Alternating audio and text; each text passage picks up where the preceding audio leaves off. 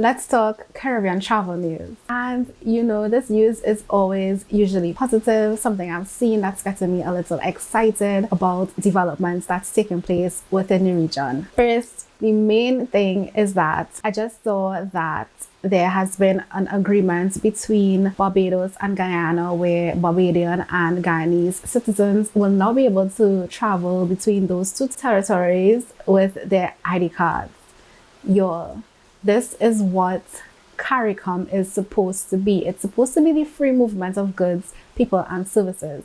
How can we have the free movement of goods, people, and services if we still have to be using our passports within the region? Like, what's the point of CARICOM? This is set to take effect from July 1st, 2026. The reason I'm excited for this is because I believe once the momentum has started, it should continue. Now, the crazy thing is that these talks have been in progress since 2009, but an agreement was actually signed in 2010 between Antigua, Grenada, Haiti, St. Kitts and Nevis, St. Lucia, and Trinidad and Tobago. It's been 16 years since member states made an agreement to have what they call the CARI Pass, which would be a CARICOM travel card to facilitate the free movement of people. You could travel without your passports. That was since 2010. Like, they had these were in talks before a signature could occur. They were in talks for maybe a number of years. They came to this agreement, and now finally in 2026 we finally have it where only 2 member states are going to have that agreement between their borders. But some progress is better than no progress. So, still excited to see the progress. So, do you think Trinidad and Tobago could be next? St. Lucia? Now, the next step in this progress could possibly be the digital identity cards for travel within the region that could help facilitate this, because again, in talks with that CARI Pass, they were supposed to have like an advanced passenger system, and this would help with, again, the free movement of persons between the Caribbean region. Something that just came to mind is that while there were these signatures, it's a voluntary system. So of course, it's not mandated. You can't force the governments of different territories to participate. It's a willing thing, and of course it takes different, like, the infrastructure and these things to put in place.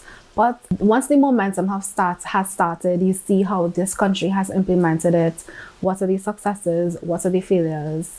It becomes easier to implement. Once you have the learnings that you can apply, it makes it easier. Hopefully that's the case. Now, slightly on the negative side, we've heard reports about Caribbean airlines operating at a deficit, and a decision has been made to cut some of the routes. So while we want to advocate for greater and better intra-Caribbean travel, we have one of our major airlines cutting back some of their routes, which is two opposing sides. But anyway, so some of the routes that have been discontinued include Dominica, St. Kitts and Guyana. But all is not lost. As I would have mentioned in the last travel update, we have expanded routes and new services via Inter-Caribbean as well as Win Air. So, and Inter-Caribbees. So we have, while we may be cutting back, while some routes may be cutting back, we also have a bit more connectivity with access to more airlines. Another update on the topic of greater interconnectivity within the Caribbean region and the truly free movement of goods, people, and services. 4 CARICOM member states have entered an agreement to allow the free movement for persons to live, work, and reside. Those being Barbados, Belize, Dominica, and St. Vincent and the Grenadines. Now, as members of CARICOM, yes, we can visit. However, you would notice that you are not allowed to work within that country. So if I travel to St. Lucia, even if I travel to St. Lucia as a Trinidadian, I can't work as a St. Lucian traveling to Trinidad. They can't work in Trinidad. You would need to apply for the CSME certificate, which allows you to work in the country. I believe you still need to apply for a work permit and go through all of those things. It's not really the true free movements where they say you can't do this. And that was implemented as of October 1st, 2025.